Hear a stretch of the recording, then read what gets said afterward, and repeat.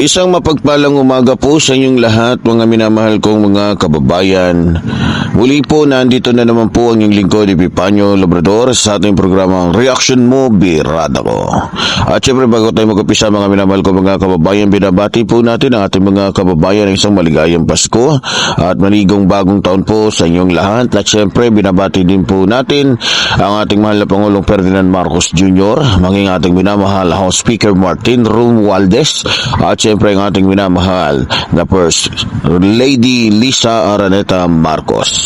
Okay, sa araw pong ito, mga minamahal kong mga kababayan, pag-uusapan po natin ito pong mga illegal pogos, nandito po kung saan nandito po sa ating bansa, no, na kung saan ay natuklasan po na ang nagiging taguan nila ngayon, dahil nga sa sila ay tinutugis at hindi binibigyan ng pahintulot na mag-operate dito sa ating bansa, ang kanila pong nagiging taguan ay itong ating mga resort.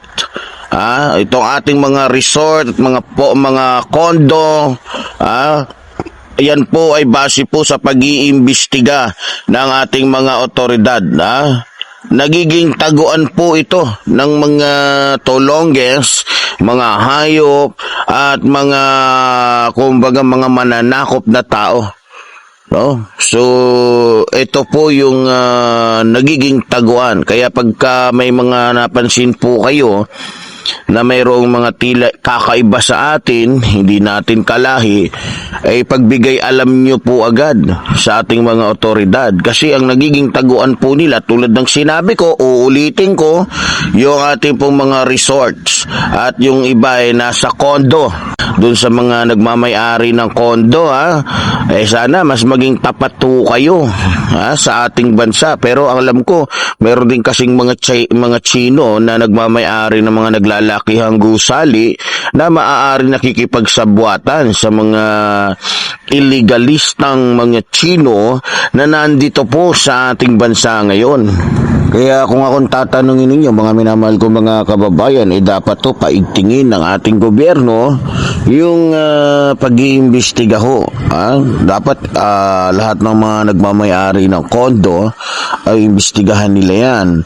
So kailangan na pasukin nila kung kinakailangan para malaman kung sino-sino mga tao na nandiyan sa kanilang mga kondo na pinapaupahan nila, at malaman din natin kung sino-sino at ano-anong mga resorts ang pinagtataguan ngayon. Kasi hindi naman lalabas yung report na yan kung hindi dumaan sa kumbaga kung walang nakatuklas, diba? So kung hindi po ako nagkakamali, mga minamahal ko mga kababayan, lumabas po yung isyong ito dahil kung hindi ako nagkakamali, mismong ang PAOCC, hindi po ako nagkakamali, ang nag-imbestiga po nito at nakatuklas nito. So naniniwala po ang Presidential Anti-Organized Crime Commission o PAOCC na sinadyang biakin o hati-hatiin ito pong tinatawag na Philippine Offshore Gaming Operator, nang sa ganon di ba, makaiwas sila sa mga otoridad. Kasi nga naman kapag kasi dati kasi pag nire-raid sila, nandun lahat, ipon-ipon lahat, so libo-libo, libo-libo, daan-daang mga nag-ooperate dito ang nahuhuli. So ngayon, ang strategy po ngayon nitong mga siraulo ng mga Chino na to, ba't ayaw talaga nilang umalis dito sa atin, kung saan talagang ginagawa talaga nilang lungga ng kanilang mga kasamaan, ito po ang ating bansa. Kasi hindi sila pwede mismo doon sa bansa nila, dahil mismong bansa nila sinusuka sila dahil nga sa hindi maganda yung dinudulot nila. Ito na lang sana yung isipin ng ating mga kababayan. Ito sana yung isipin ng ating mga kababayang maka Duterte. Kasi si Duterte nagpapasok nito, sinasabi niya malinis daw Alam nyo, dito nyo makikita kung korap ang ating mahal na Pangulo kung korap yung ating panggoberno ngayon. Kasi Biruin nyo o sino ba naman ang ayaw ng pera? O sino ba naman ang ayaw ng, 'di ba? Malalaki ang binibigay ng mga ito. Yun ang totoo. Pero aanihin naman ng ating gobyerno yung malalaking pera na ibinibigay nila kung nakakasira naman po ito, 'di ba? Sa kinabukasan po ng ating mga kababayan, kung nakakasira ito sa reputasyon ng ating bansa. Dito niyo makikita, mga minamahal ko mga kababayan, na magkaiba po talaga ang kaisipan ng ating mahal na Pangulo sa kaisipan ng dating administrasyon, na kung saan alang-alang sa pera, ginagamit yung kanyang kapangyarihan para lamang kumbaga kumita ng pera. Ginagamit niya yung kanyang kapangyarihan para lamang lokohin yung taong bayan na kunyari okay lang kasi malinis daw ang pogo. Pero kung titignan ninyo, pag-aaralan ninyo kung matalino tayo, kung malinis yan, di ba? At walang ginagawang masama yung na yan, di sana hindi yan pinahintulutan na paalisin sa kanilang sariling lugar, sa kanilang sariling bansa. Mismong China na nga nagsabi, malinaw po, na kaya hindi pinahintulot ng China na mamayagpag yung Pilipino, yung mga pogos na yan, dahil nga sa hindi maganda ang nagiging epekto nito, hindi nagiging maganda yung resulta na kanilang mga ginagawa. Sa halip na makatulong, ayun, nakakasira po ng buhay na may buhay. Nakakasira po. Nakakasira. So, ewan ko lang kung bakit itong si Digongyo ay talagang pinagmalaki at sinabi niyang malinis daw, So, para kay Digongyo, malinis yung isang pogo na kung saan nandiyan po yung drug den, nandiyan po yung sex den, nandiyan po yung mga scammer, nandiyan po nangyayari yung torture, nandiyan po nangyayari yung mga panginidnap, di ba? So, mga kababayan, kung hindi ko maintindihan itong ating mga kababayan, so, dapat to malaman nila yan. Malaman nila, maano nila, kumbaga pag-isipan nilang mabuti. 'Di ba? So, pag-isipan nilang mabuti. Kasi, kapag gano'n at sunod na lang tayo ng sunod, kahit mali na, mukhang hindi na maganda yan. Pwede tayong sumuporta, pwede tayong tumulong sa isang politiko, pero pag mali na, dapat manindigan ka, hindi para sa politiko. Manindigan ka bilang isang Pilipino, manindigan ka para sa bansa mo. 'Di ba? So, sa ating mga kababayan, makipagtulungan po tayo. Makipagkaisa po tayo sa magandang mithiin po ng ating gobyerno. No? Alam nyo, kung ang iniisip lang po ng ating gobyerno ay sarili nila, lalong-lalo ng ating mahal na Pangulo, baka maging triple pa yung dami ng mga illegal pogos dito sa ating bansa. Pero dahil sa hindi nakapokus dyan sa pera o sa anumang makukuha nila gamit ang kanyang kapangyarihan, itong ating mahal na Pangulo, mas iniisip po niya yung kapakanan, yung kaligtasan, katahimikan, kapayapaan. Biro nyo, mga minamahal ko mga kababayan, nagiging taguan po, nagiging tagpuan po ng mga drug lords, yung mga naglalakihang illegal pogos na nandito po sa ating bansa.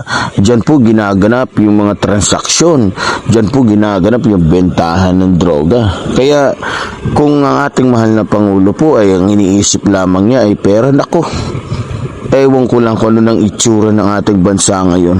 Baka mas lumala. Diba? Baka hindi lamang daan-daang mga Chino yung natagpuan na patay doon sa, o hindi lang daan-daang o libu-libong mga Chino ang ibinaon na lang mismo dyan sa gilid ng mga itinayong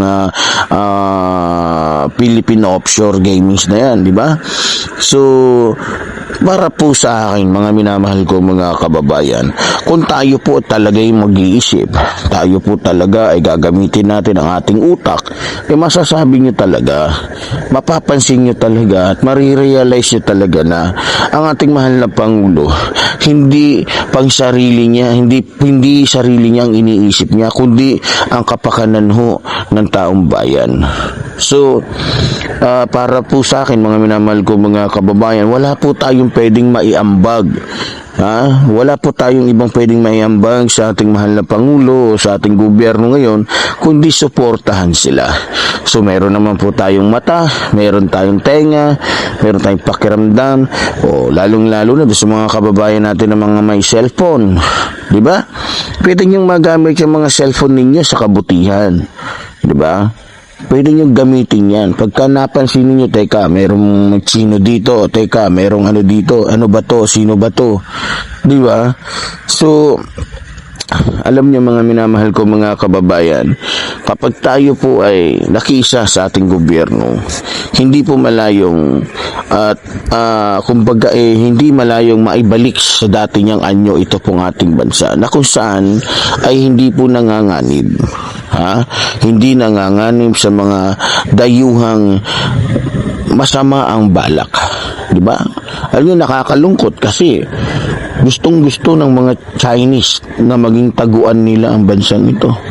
Gustong-gusto ng mga Chino na gawing lungga ng kanilang mga kasamaan ito pong ating bansa. Nakakalungkot isipin kasi parang, di ba, tsaka nakakababa ng dignidad ng ating bansa na kung saan inahayaan na lang natin na maging tagpuan ito, maging lungga ito, maging taguan ito ng mga pusakal, mga kriminal na mga Chino, di ba?